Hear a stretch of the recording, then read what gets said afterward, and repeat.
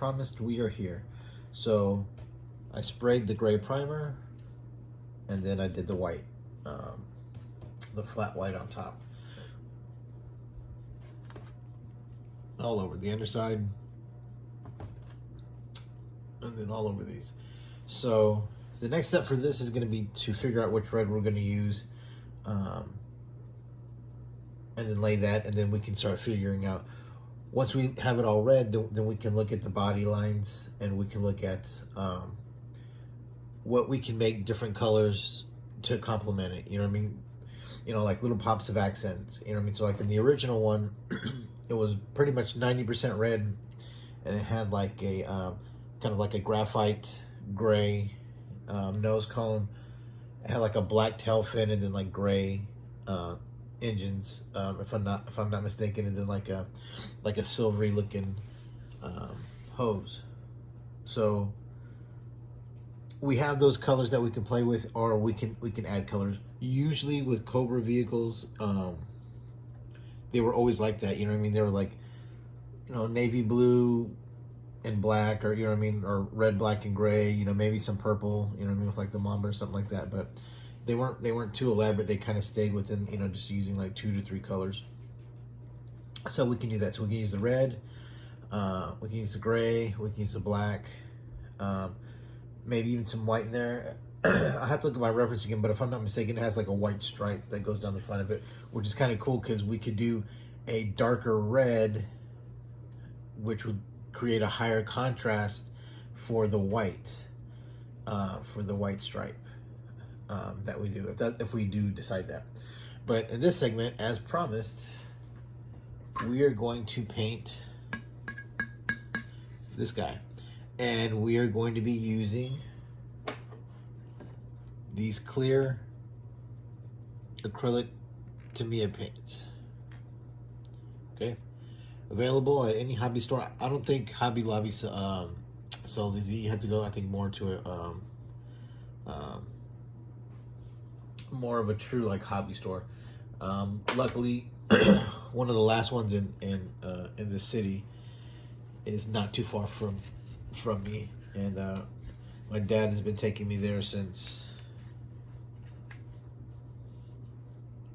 probably like 35 years. Jesus Christ, that we've been going to that store.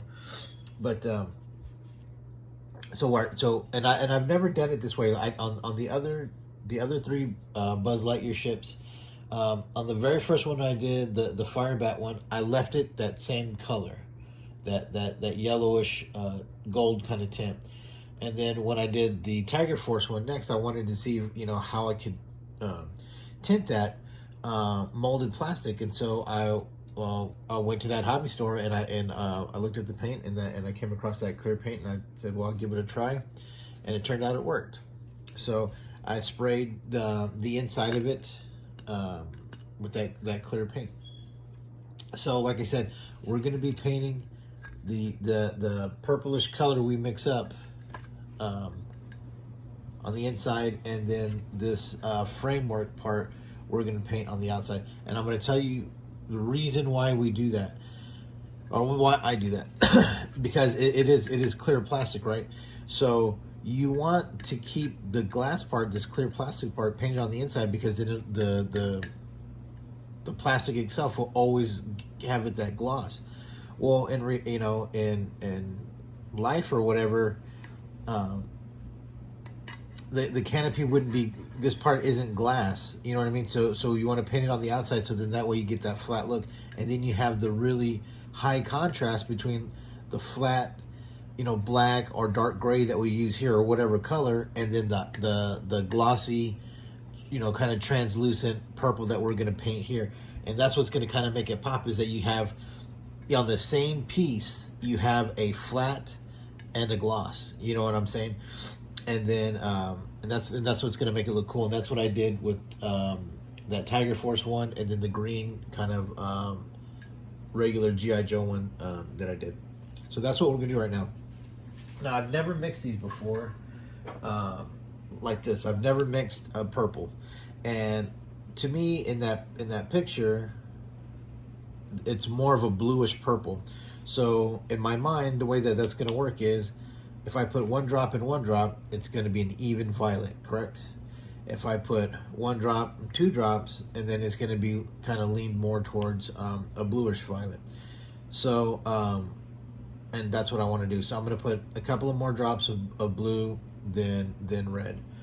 And then I am going to, with this stuff, I don't feel comfortable mixing it with water. I don't know how that would work. So I'll use actual thinner. So I guess let's see. So I'm out of those pipettes. Usually I have those papidities or whatever they use, those pipettes. So usually I use those. So when in doubt, use toothpicks, right? So I went to the store, and I don't know why, but I bought these toothpicks, thinking that they would do something magical here. You know what I mean? Like it would be. There's got to be some kind of trick that these can do. Well, it turns out they don't really do much, and so but what you can do is you can dip them in there and then drop. Count your drops. So then that way you have a formula. You want to count your drops, so then that way you got a formula. If you see what you like, and it's 3 drops of red to 5 drops of blue gives you the correct tint of violet purple that you're looking for. Then make sure you do it. So make sure you count your drops, so then that way you can remember it, and that way you can mimic it again in the future. Okay. So I'm going to move over here, and I'm going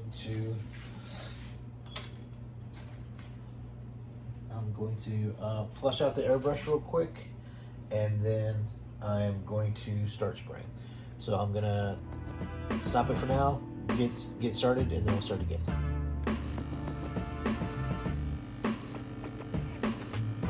Okay, so I mixed it up in a little mixing jar.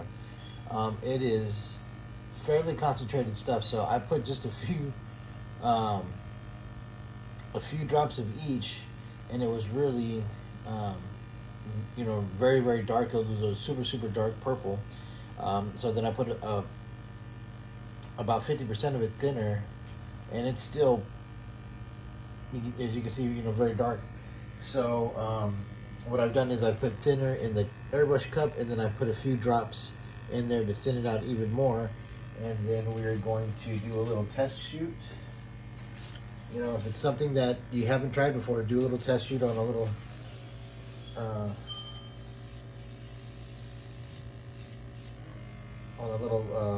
test piece of paper, and then we'll see. Okay, so it looks kind of tinted, so there we go. We're gonna spray it. Hopefully this does not fuck it up. So same thing as before, we're gonna build it up and light coats, and then from here we can see whether or not if we need to put more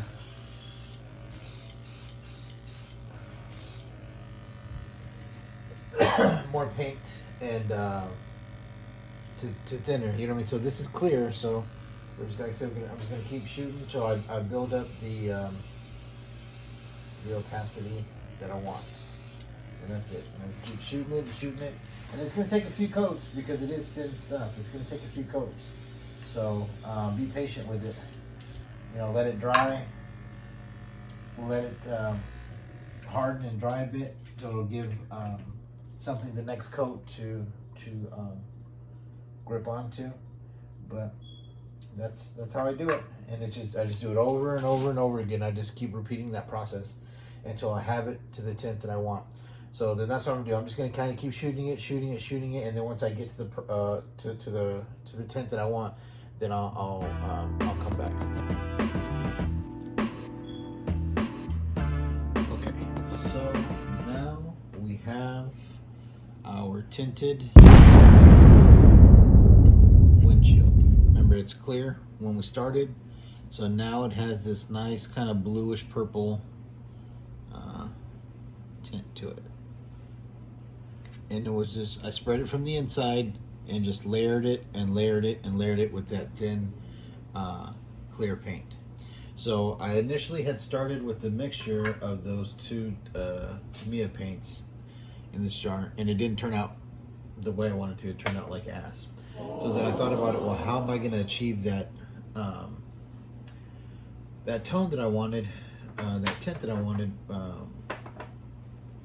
without mixing the paint? And so what I decided was that I shot a layer of red, right? Shot a layer of red to where I could see that it was you know, moderately tinted red. Let it dry, and then I went behind it and I shot a layer of blue, and then I just kept kind of lightly building it up, just lightly built it up until I got the desired tint that I wanted. So that's it. That's how I make these. So the next step, we're gonna call it a night tonight, but tomorrow morning when I wake up, the next step is going to be, we're gonna paint this red, paint these red, you know, start working on the different stuff. So the nose is gonna be kind of like that graphite kind of grayish color, and then so will the engines, but we're gonna do a little bit of dry brushing on them, so we'll have just a little bit of color. And then another thing that we're gonna do is we're gonna show how I select the body lines in order to create different looks and stuff like that. So, and then we will also do the whatever color we end up doing the frame. We'll do that tomorrow as well. So then we'll be painting the top of this. So then that way, when it's back on, the color on the body and the color on the framework, they match. Either they're going to be both the same finish, whether they're going to be a flat finish, or they're going to, you know, be the same color. So then that way it looks a bit cooler, and then that way then only this has this kind of, you know, the glossy glass look, and then that's it. And then, you know, then we'll do little things like landing gear. I believe we're gonna do this probably in that, like a gray. So I might end up doing two different tones of gray, like a darker gray for the nose cone, and then maybe like a lighter gray for the air duct, and then also for different little pieces on here. But one little feature I thought that was kind of cool is it has almost like a Bombay looking door. It would have been cool if that could have opened. You know what I mean? That would have been cool. I mean, I'm sure you could open it if you scribed it open, but to what avail? I have none. So yeah. So then, like I said, we're just gonna do some mild detail painting on these. Because of the simple level of detail that they have. Same thing within here. It's just going to be black, and then we're going to do just a little bit of dry brushing on the console panel, and that's it. So it's gonna be fairly simple. I do believe I'm going to put some kind of design that comes down here, and then we're going to put, like I said, some of those Cobra decals on. Okay, so that's it for tonight. We're going to let this stuff dry overnight, and really kind of harden and cure, and then tomorrow we'll start by I think laying on the red. I think we need to see the red to give us some motivation to push to the next step, so we don't lose steam. So as of right now, this is the red that I'm thinking, just this pure red, just regular red. It's the brightest red that I got. So, and I think that'll kind of, you know, go along with it looking close to the original toy from 1988. Okay, so that's it for tonight. So I'll jump back in on this again in the morning, and then hopefully we might get it finished maybe tomorrow nightish. We'll see. Okay, so we're back. So I woke up this morning and I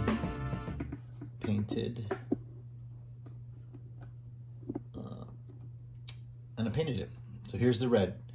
So I used the pure red from Army Painter's airbrush paint, and this is the result. So I gave it a white base coat because I wanted it to be a I don't know how to explain it. I wanted it to be a lighter red like this. If you whatever base you put under this is going to affect this color. So if you put a light base, it's going to have kind of a lighter tint. If you put a dark base, it's going to have a darker tint to it. So then that way it'll kind of mimic the bright reddish, kind of almost translucent kind of looking plastic that it was, that almost fluorescent kind of look, the way that it was when it was originally made. So I have this all painted. I have to paint the bottom part. So usually what I do is I'll paint the top part like this. Make sure that you get into all of that detail. So you'll still see some white poking through. And if you paint yours the exact same way that I'm painting mine, you got to make sure, because you're going to use that white base. So you got to keep layering up this red until you don't see that white anymore. But you don't want to deepen it too much because you still want that that lighter look. So and then I also painted these and the nose. I went ahead and I painted the nose red. I know the nose on the actual toy is like that dark graphite color, but I don't know how much of this I want to paint the dark graphite color, or if this whole thing is going to be that color, and then you know, part of this as well. I haven't figured that part out yet, so I just went ahead and painted it red in case any parts of those, any little areas on here end up being red. So like for argument's sake, say this sort of inner piece right here ends up being red, then I know that I can tape that off, or if I brush paint it, I can just brush paint up into those edges. So then that way, you know, I don't have to try to go back and put a light color on top of a dark color. So also, like I said, we did our windshield. We tinted our windshield the bluish purple color that I wanted, and to me it's fairly close to the original, and so that's how it looks. So I mean, if you remember, this is like a milky white. It's kind of gray with blue markings, and this was clear. So then once we move to this next step, we're going to start putting accent colors after we paint the bottom. So that's what I do. I paint the top. I give the top a good coat, and then I paint the bottom, because you do the top and the sides. You do everything that you can see. Paint everything that you can see. The sides as much as you can. And then we're going to flip this over, and then we're going to paint the bottom. But what you want to do is you want to try to paint this from every angle. Whatever it is that you're painting, you want to paint from every angle, because you need it to get in all the recessed areas, all the cracks. You know what I'm saying? All the tooling, all the detailing, all that stuff. You need to get it in there, because I mean, if not, you're gonna see it. It's gonna be visible through this red paint, or whatever color you use, unless you're just gonna like flat black it out. You know what I mean? But you want to make sure that you have equal coverage on every side, so then that way it's a smooth paint job. You know what I mean? It's clean looking. You don't see, like right here it's a little bit light, but when we flip it over, we're going to do the side again as well, so then that way it all it'll blend together in an even paint job. And then we'll come back on top, and then we give it just one more coat of everywhere you can see, and then that way you got a nice smooth clean paint job. But I like the way that looks. I mean, to me that already looks pretty bitchin', you know what I mean? So like I said, we're gonna try to stay, you know, fairly true to the original toy with the color combination that we use, the color scheme that we use. But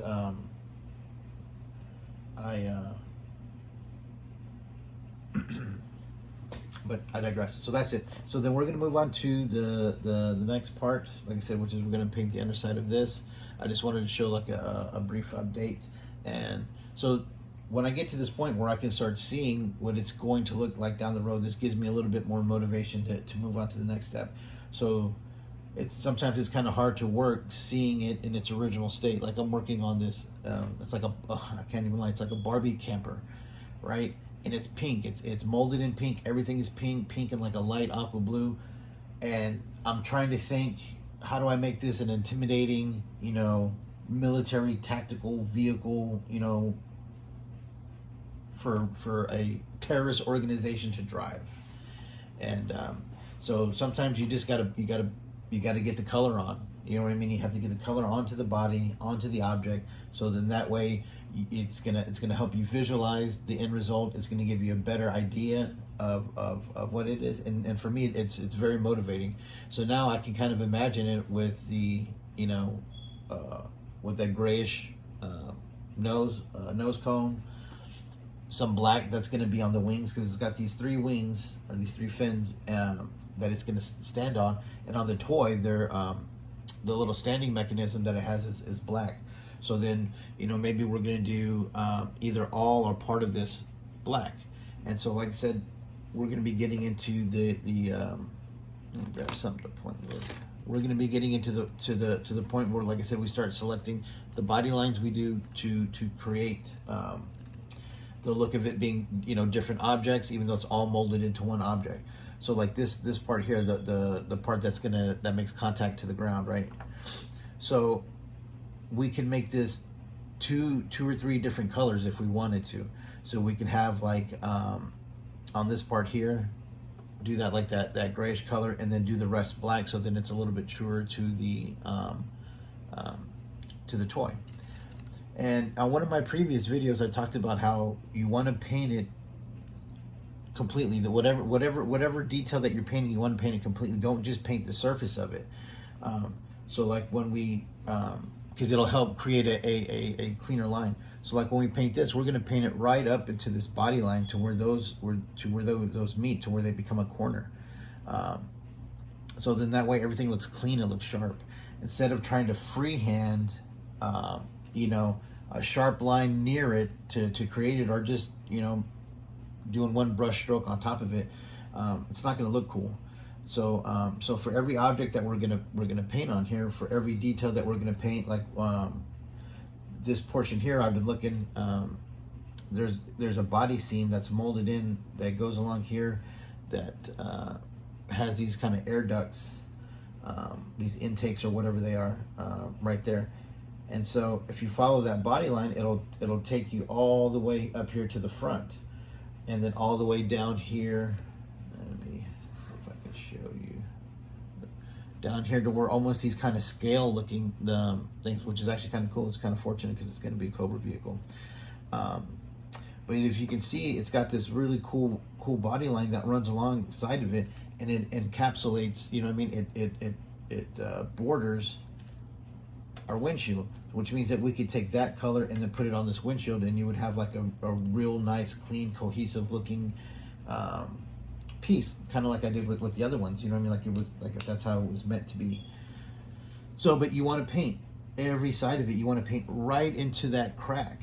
You know what I'm saying? And even the part that you don't want to paint just the surface of it. You want to paint the side of it too, until it meets the bottom of the plastic. So then that way it looks clean, it looks sharp. And so, I mean, all of that, whether you do these like fuel lines or hoses or whatever that detail is meant to represent, you want to paint it completely. You know what I mean? Don't just paint the top of it. Paint all the way, the side all the way down to where it meets the body, or to where it meets a different object or different detail, depending on, you know, what it is. You know what I mean? It's going to be just like that for this one, for all the pieces. So if you look, it's got like some lasers molded into that. So we're going to make them kind of like a gunmetal color. So then that way it'll look a little bit more realistic. And you have like this antenna or this refueling stick. I don't know what to call it. I mean, I know I've seen pictures of it, but I forget what they call it when that little refueling stem or whatever. So I mean, you have some good detail in here. So there's going to be things that are going to be painted different colors, and, you know, brush painted.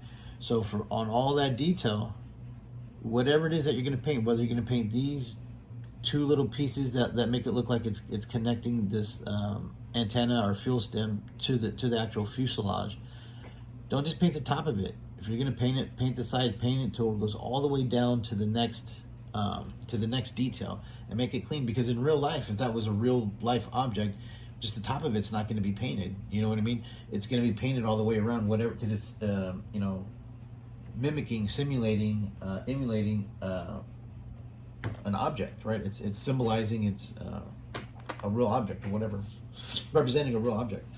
So you want to think about that. So that's the way that I paint all the details. That's what I'm saying. Where I choose to select what body lines to paint, because I could just tape off right here in the middle of it with no regard to these mold lines, to no regard to the detail, tape it off, and then paint the front of it at whatever desired area that I wanted, and paint it that grayish color, and it would still look just like the toy, but it wouldn't look clean. It would look kind of rudimentary. It wouldn't look like if it was made that way. You know what I'm saying? So that's why you want to follow these body lines, these mold lines, and with that you can create the illusion that it's it's actual multiple objects that are used to create this the fuselage of the ship. You know what I mean? These intakes, these air intakes, all of it. You know what I mean? Even though it's all just one big vacuum molded piece or whatever, or however it is that they mold it. But it'll give it the illusion of it being multiple pieces, and it'll give it great detail, and it'll just make it look cooler. But like I said, if you're gonna do it, you have to do it all the way. Otherwise, it's gonna look sloppy. It's gonna look incomplete. So you got to make sure you go all the way down to where the surface meets the next detail. Okay, so right now I'm happy with where I'm at. I'm gonna let this dry a bit, and then we're gonna come back, and like I said, I'm gonna paint the bottom of this, and then we're gonna start doing some a lot of the detail in this that I do now is gonna be brush painting. And when I do it, I use two different kinds of brushes usually. A squared brush, like so. And the reason I use a squared brush is because the way that I paint, I kind of pull it away from me, so that way I can look down and I can see the paint, getting onto the object, transferring from the brush to the object. And that's the part that you want to control. That's the part you want to really be able to see, because you need to see what you're painting. So if you have a nice flat brush, you palette it, you load it with paint, and then you can take that corner and you can just ride that seam of where the two details meet, right? So you just want to ride right inside of that seam. So like for this one, that corner where the windshield and the framework meet, that's what I do. I would just take that corner and just go back so you can see it, and then that way you can control it. You can see the paint go from the brush to the object, and then you can also see how far up it's going, because you want it to be right. You want it to end right at that line.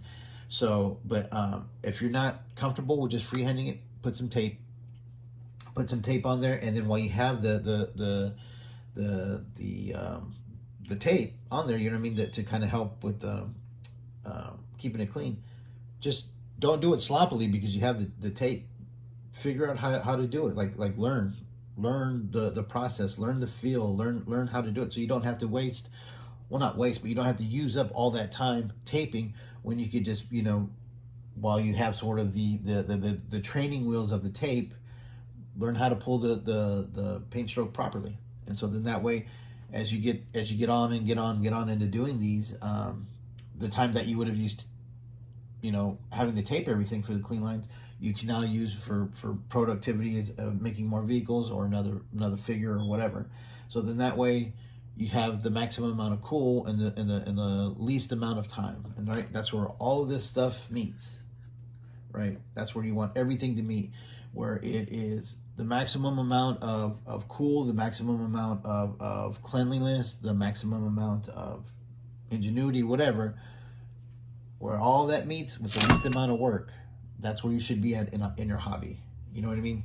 You want to make sure that this isn't taxing you. You know what I mean? That this isn't This is supposed to be fun. So then that way, and when they meet there, then that's when you're gonna figure out all your little tips and tricks. That's when you're gonna figure out all these little techniques that only you are gonna be able to do in that way, right? I don't think anybody else paints this way, and it's not because I think I'm a great painter, but it's because this is just a process that I figured out over doing, hobbies like this over all these years. You know what I mean? There's obviously way better guys out there, but that's how they did it. You know what I mean? Their process is the same thing, where they get the maximum amount of look and coolness out of their customs with the least amount of work. That's how you begin your processes. That's how you develop all your processes. Okay, so that's it for the rambling for the moment. And so now, like I said, I'm going to paint the bottom of this and then start brushing on some detail, and then I'm going to do some of it, and then I'll come back, and then that way I will have an example of showing you what I did. You know what I mean? The finished result of the technique that I'm going to show you of painting those body lines.